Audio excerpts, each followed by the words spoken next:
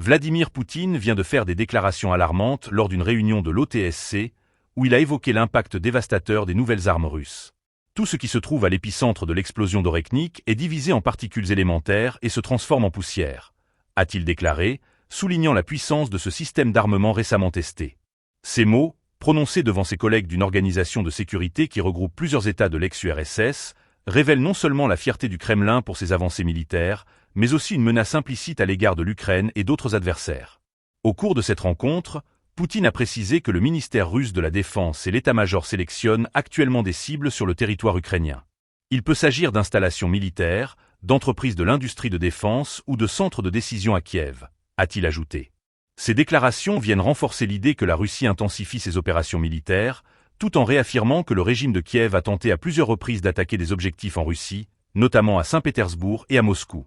Poutine a insisté sur le fait que ces tentatives se poursuivent, alimentant un climat de tension croissante entre les deux pays. Cette réunion s'inscrit dans le cadre d'une visite d'État de Vladimir Poutine à Astana, où il a été invité par le président kazakh Kassym-Jomart Tokayev. Le 27 novembre, Poutine a commencé cette visite de 2 jours, marquée par des pourparlers de haut niveau. Le Kazakhstan, qui préside l'OTSC cette année, joue un rôle central dans la formulation des politiques de sécurité régionale en réponse aux défis contemporains. Les propos de Poutine lors de cette session du Conseil de sécurité collective soulignent des enjeux géopolitiques majeurs.